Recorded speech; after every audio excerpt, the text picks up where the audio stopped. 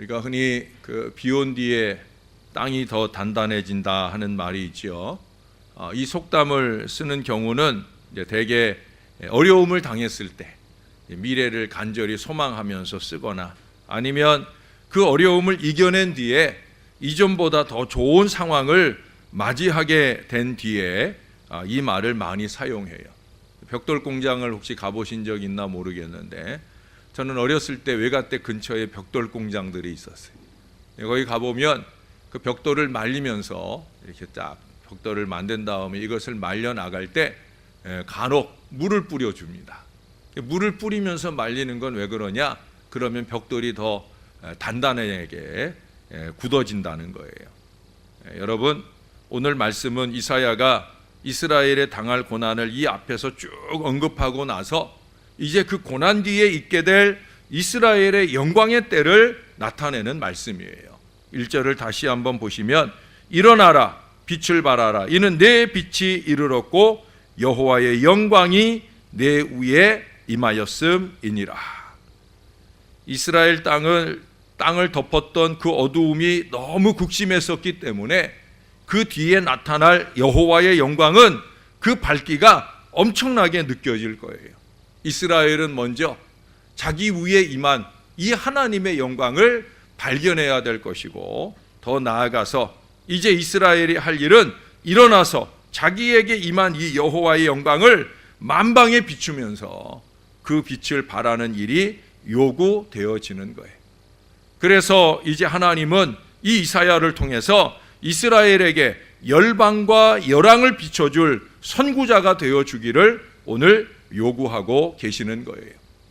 이스라엘에게뿐 아니라 교회나 또 나라의 역사 속에서도 어두움의 긴 터널을 뚫고 새로운 광명의 횃불을 높이 들었던 선구자적 사건들이 많이 있었던 것을 우리는 기억하고 있습니다.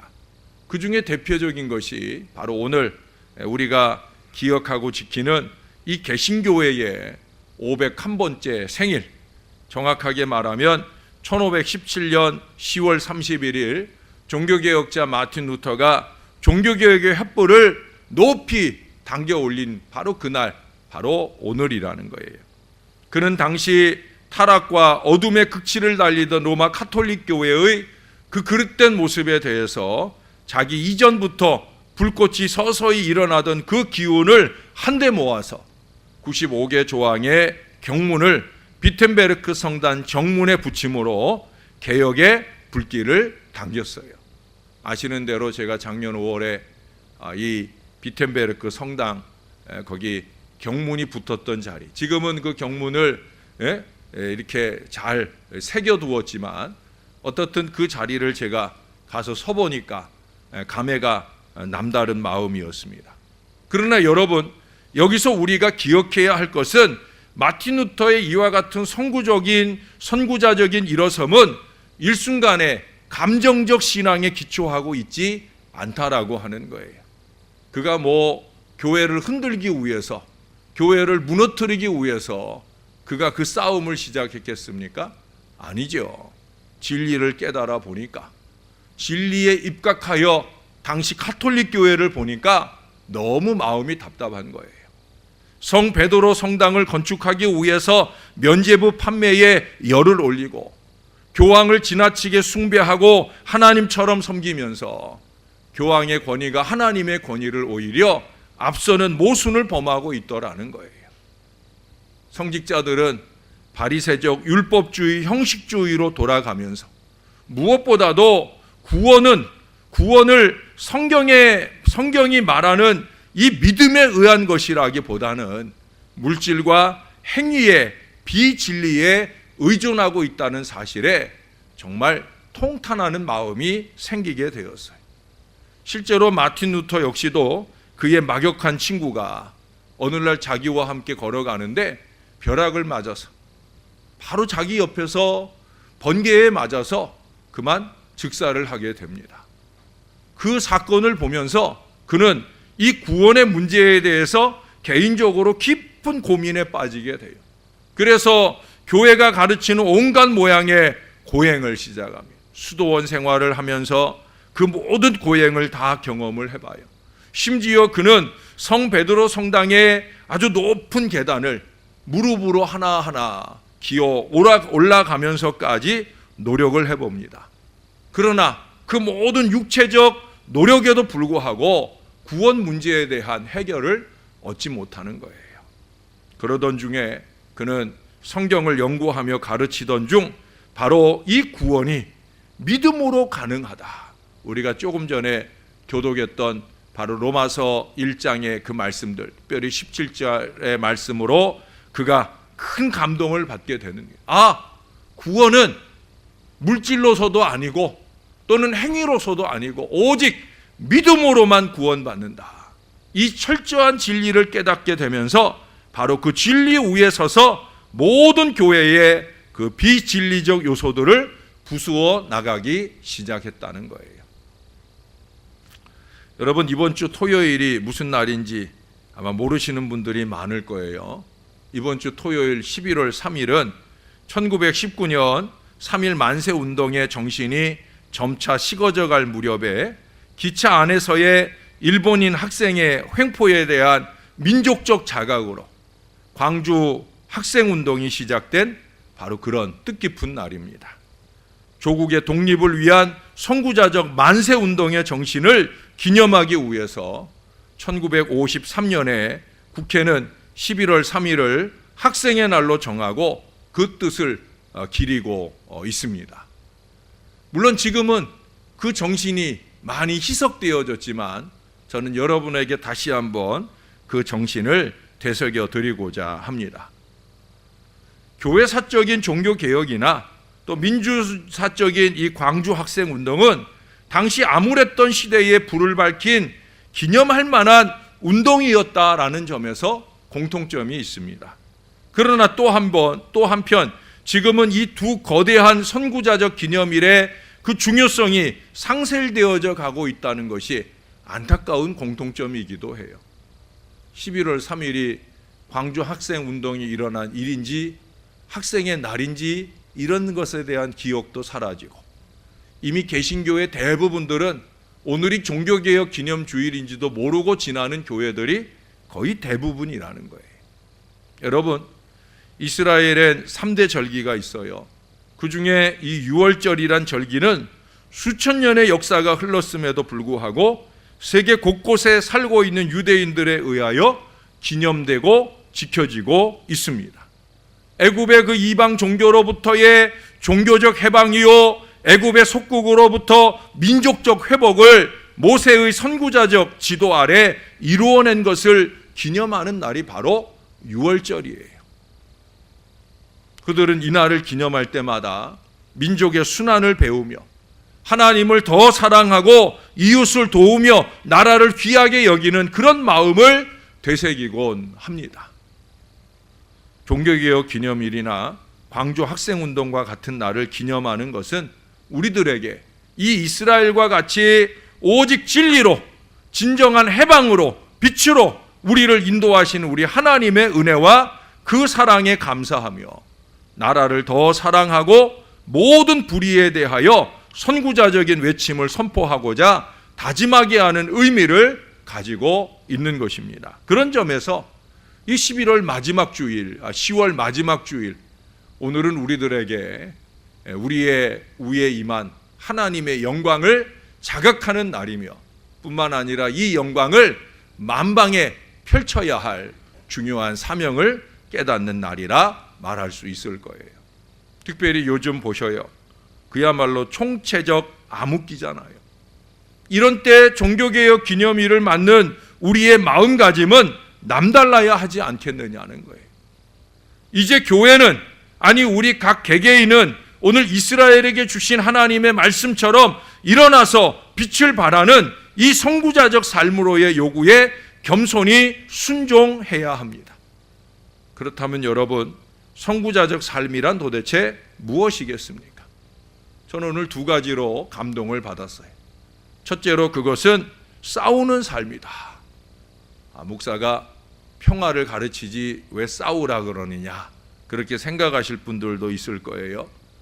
극심한 교통체증엔 아랑곳하지 않고 지극히 작은 접촉사고를 원만히 해결하지 못한 채 도로 한복판에서 멱살잡이하고 잘잘못 가리는 그 싸움을 하라는 건 아닐 거 아니겠어요?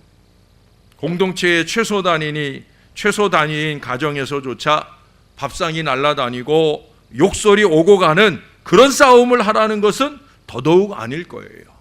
무엇보다 이 교회에서는 말할 것도 없습니다.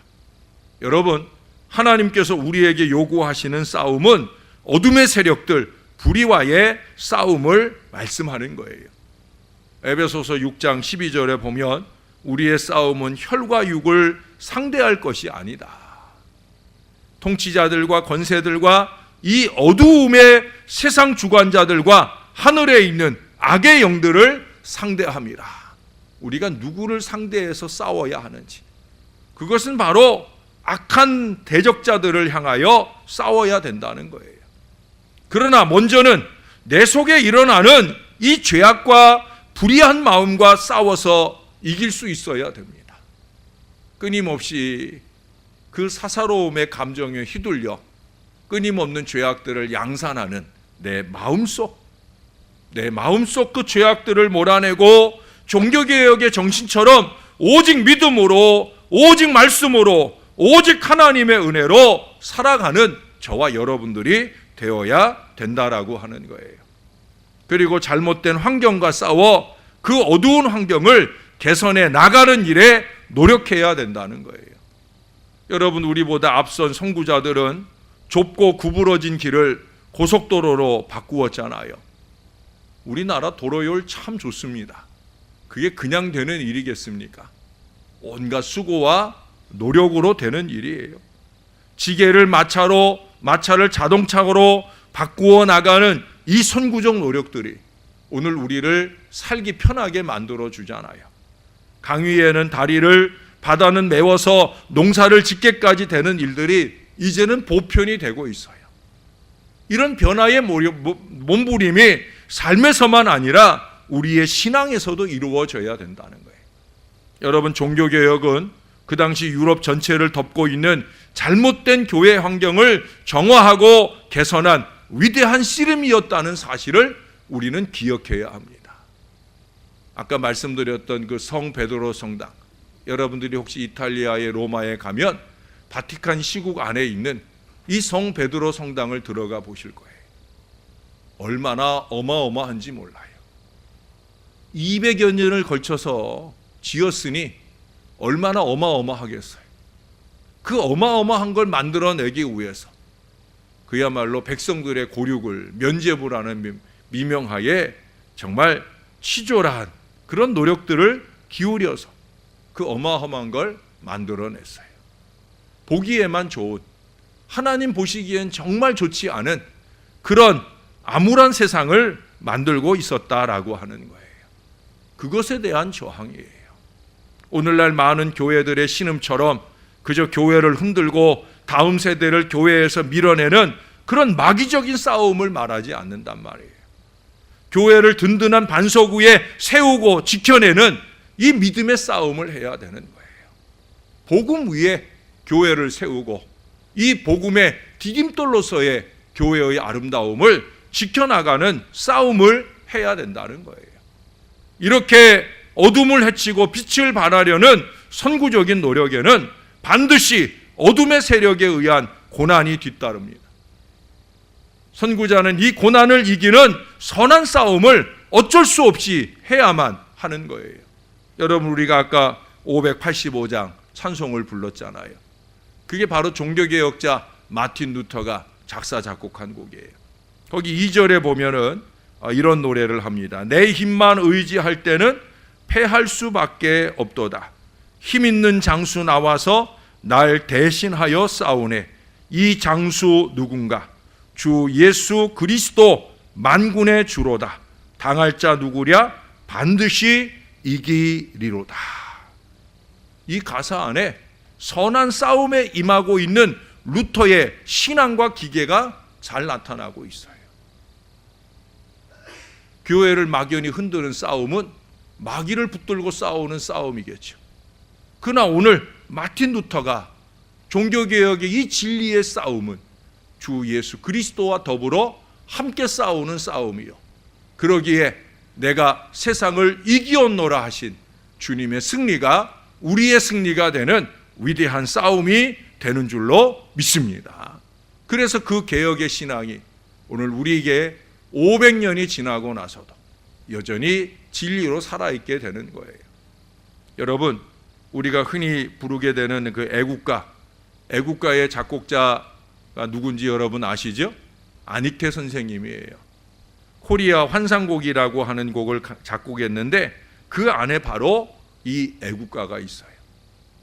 2차 대전 이전부터 유럽에서 잘 알려진 한국인 음악가이십니다.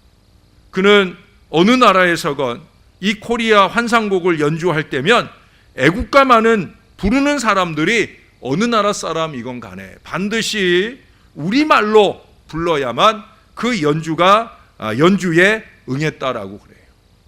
대단하지 않아요? 저는 요즘에 K-팝이 전 세계를 흔드는 모습을 보면서 우리 아이돌 그룹에 대한 어떤 자긍심이 마음에 있어요. 그들이 만들어낸 노래와 그들이 추는 춤이 전 세계 젊은이들을 열광시키고 있다는 거예요. 그들은 우리나라 말을 몰라도 그들의 노래를 부를 때만은 우리나라 말로 노래를 해요. 우리나라 춤을 그들이 춰요. 얼마나 그게 저한테는 감동으로 다가오는지 몰라요. 그게 복음이었으면 더 큰 감동이 되겠죠. 그런데 여러분, 안익태 선생이 코리아 환상곡을 어느 나라에서 연주를 하든 그 애국가 부분은 반드시 우리나라 말로 노래해야만 연주에 응한다는 거예요. 한 번은 일본 NHK 방송에 지휘 요청을 받았어요. 역시 그는 이 조건을 강력하게 요구합니다. 그러니 일본에서 그게 가능하겠어요? 그래서 취소될 뻔하기도 했어요. 그러나 워낙 강력하게 요구하니까 그거 안 하면 난 안 한다. 그러니 결국 일본 합창단에 의해서 우리의 애국가가 합창되어졌다는 거예요. 여러분, 만약에 그가 이런 조건을 포기하고 타협적인 태도를 취했다고 하면 그는 많은 부와 인기를 얻을 수 있었을 거예요. 그러나 그는 부와 인기보다는 자랑스러운 한국인이 되기 위한 외로운 선한 싸움을 싸웠다라고 하는 거예요. 여러분, 예수 믿는 사람도 신앙을 조금만 양보하면 좀 더 편하고 좀 더 향락적인 삶을 얼마든지 누릴 수 있잖아요. 또 실제 많은 교인들이 그렇게 누리며 살고 있잖아요. 사실 그건 신앙 아니죠. 정말 하나님 나라의 백성이 되기 위해, 빛의 자녀가 되기 위해 좀 외롭더라도 선한 싸움을 위한 선구자적인 일어섬을 감행할 수 있어야 되는 거예요. 이스라엘의 지도자 모세도 왕궁에서 잠시 죄악의 낙을 누리기보다는 하나님의 백성과 함께 고난받는 선한 싸움의 길을 택했다라고 히브리서 11장 25절은 증거해주고 있어요. 자기 안에서 또는 자기 밖에서 우리 예수님과 더불어 이 선한 싸움을 잘 지켜낼 수 있는 저와 여러분들이 되어야 할 것입니다. 두 번째로 우리가 살아야 할 선구자적인 삶은 용기 있는 삶입니다. 이미 말씀드린 선한 싸움의 장본인들의 공통점이 뭡니까? 그것은 그들에게 용기가 있었다는 거예요. 광주 학생운동이 그랬습니다. 마틴 루터나 모세가 그러합니다. 조금 전에 소개해드렸던 안익태 선생님이 또한 그렇지 않습니까? 용기가 없이는 싸울 수 없는 거예요. 저는 가끔 오히려 비진리를 신앙하는 사람들 가운데 더욱 용기 있는 사람들이 많은 걸 보게 됩니다. 여러 이단들 보세요. 이단들이 보여주는 용기가 얼마나 대단합니까? 그들의 교주나 그들이 잘못 믿고 있는 그 비진리를 위해서 너무 터무니없는 만용을 쏟아내고 있잖아요. 뭣도 모르고 무식과 열등감을 쏟아놓는 그런 만용은 사실 의미 없어요. 아는 것도 없는 게 아니라 배는 것도 없는 그 만용은 때로 마귀적인 경우들이 많이 있어요. 여러분, 마귀적인 그러한 일들에도 그렇게 어리석은 용기를 드러내는데, 저와 여러분은 진리를 믿는데 이 진리, 이 믿음을 근거로 하는 믿음의 용기가 우리 가운데 필요하지 않느냐는 거예요. 오래전에 LA에서 폭동이 일어난 적이 있죠. 흑인 폭동이 일어났을 때, 그때 한국인들의 용기 있는 행동들이 미국 사회를 크게 감동시킨 경우들이 많이 있다는 거예요. 그때 흑인 폭동이 일어나자 이 백인들은 물론이고 중국인이나 일본인 등 모두가 목숨을 건지려고 도망을 쳤어요. LA 가면 차이나타운도 있고 재패니시 타운도 있고 한데 거기가 텅텅 빌 정도로 다 도망을 갔어요. 그런데 여러분, 한국 사람이 경영하는 가게는 흑인이 감히 근접을 못할 그런 전혀 다른 모습을 보이더라는 거예요. 한국 사람들은 자기 가게를 지키기 위해서 용기를 내요. 특별히 대표적인 한 사건을 소개하는데, 어떤 한국인 가게, 그 가게에 흑인들이 몰려가다가 그 가게 지붕 위에서 자동 소총을 들고 있는 그 한국인 사장님을 보고 흑인들이 감히 오지 못하고 다 도망갔다는 거예요. 홀로 그 자동 소총 들고 그 위에서 기다린 거예요. 지키고 있었던 거예요. 경찰들이 볼 때 저 총은 쉽게 구입하기 어려운 총인데 어떻게 저 민간인이 저런 총을 가지고 있나 싶어서 나중에 폭동이 잠잠해진 뒤에 그를 경찰서에 연행해가지고 그를 조사하게 되었다는 거예요. 근데 알고 보니까 그 총은 플라스틱으로 만든 장난감 총이었다는 거예요. 예?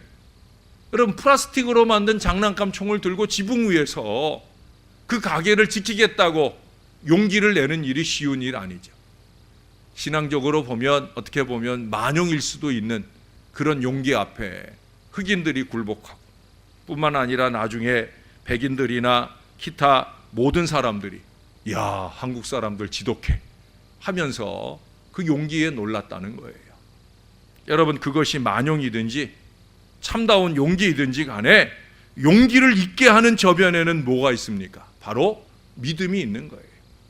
신앙적으로 보면 오직 믿음이 있는 것이고, 세상적으로 보면 오직 신념이 있기 때문에, 그래서 아닉테 같은 분이나 마틴 루터 같은 분, 모세 같은 분들이 그 용기를 가지고 신앙을 지키고 신념을 지키는 노력들을 기울여 가게 되는 거예요. 그러나 여러분, 맹신하는 사람들은 만용을 생산할지 몰라도 말씀, 이 진리의 말씀에 기초로 한 저와 여러분들의 믿음은 참다운 용기를 갖게 해 줄 거예요. 종교개혁의 깃발에는 두 가지 깃발이 있어요. 오직 믿음으로, 오직 말씀으로. 말씀을 기초로 하는 믿음이기에 믿음이 믿음 되는 거예요.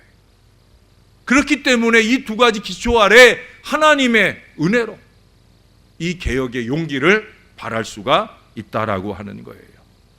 사랑하는 여러분, 오직 믿음으로만 구원 얻을 수 있는 것처럼 오직 믿음으로만이 선구적인 일어섬의 출발점이 되어야 되는 거예요. 이제 우리가 2부 예배 때 이 성찬식을 하게 되는데, 성찬은 바로 그 믿음을 확인하고 갱신하는 시간입니다. 나를 위해 죽으신 주님의 십자가, 나를 위해 내어주신 주님의 살과 피를 먹으면서 나의 신앙의 근거를 깨닫고, 이제는 내가 주를 위해서 나의 삶을 드릴 이 믿음의 결단을 갱신하는 시간이라는 거예요. 성찬과 함께 개혁의 선구자적 본래 정신을 결코 잊어서는 안 될 거예요.